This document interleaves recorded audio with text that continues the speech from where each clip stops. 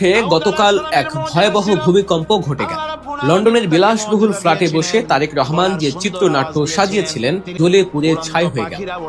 এতদিন ধরে বিএনপি এবং তাদের সাইবার উইং যে ভয়ের জুজু দেখে জ্বলে পুড়ে ছাই হয়ে গেল।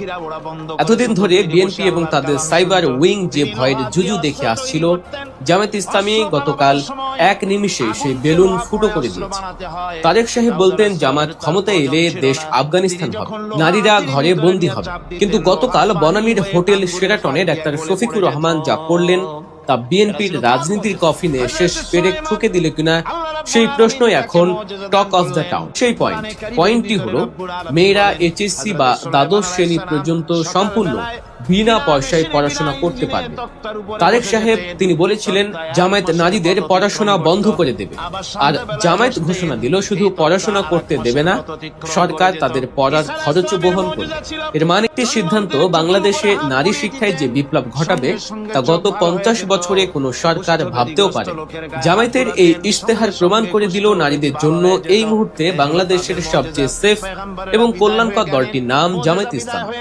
তারেক রহমানের থিওরি অনুযায়ী নারীদের বোরকা পরিয়ে ঘরে বন্দী রাখার কথা ছিল, অথচ জামায়াত বলছে নারীরা উচ্চশিক্ষায় শিক্ষিত হয়ে রাষ্ট্র পরিচালনায় অংশ নেবে। ইশতেহার ঘোষণার জন্য জামায়াত কোনো সাধারণ জায়গা বেছে নেয়নি, বনানীর 5 স্টার হোটেল শেরাটনে বসে তারা বিশ্বকে বার্তা দিল। সেখানে উপস্থিত ছিলেন আমেরিকা, ইউরোপ, চীন সহ বিভিন্ন রাষ্ট্রনায়ক কথা বলছে। ইশতেহারের নামও দেয়া হয়েছে একটি নিরাপদ এবং মানবিক বাংলাদেশ। শব্দগুলোর দিকে খেয়াল করুন। জামায়াত এখানে ইনক্লুসিভ পলিটিক্স বা সবার জন্য রাজনীতি করার এক অনন্য নজির স্থাপন করেছে। তারা শুধু মুসলমানদের দল হতে চায় না, তারা সবার দল হতে চায়। কদিন আগেই দেখেছেন কি নোংরা খেলাটাই না খেললো বিএনপি। জামায়াতের টুইটার হ্যাক করে চাকরিজীবী নারীদের নিয়ে কুরুচিপূর্ণ পোস্ট দেওয়া হলো।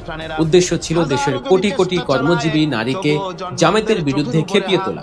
তারেক রহমানের সাইবার উইং ভেবেছিল ধর্ম ব্যবসাকে হাতিয়ার হিসেবে ব্যবহার করে জামায়াতকে নারী ইশতেহারের আরো গভীরে।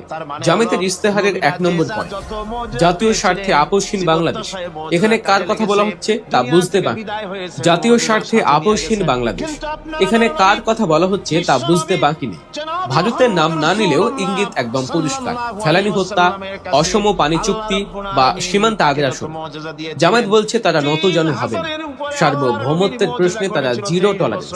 তারেক রহমান যেখানে ক্ষমতায় আসার জন্য প্রতিবেশী দেশের সাথে লবিং করতে ব্যস্ত, জামায়াত সেখানে মেরুদণ্ড সোজা করে আপোষহীন থাকার ঘোষণা দিচ্ছে। তখন আমরা জামায়াতের ইশতেহারের গভীরতা দেখলাম। এবার একটু মুদ্রার উল্টো পিঠটা দেখি।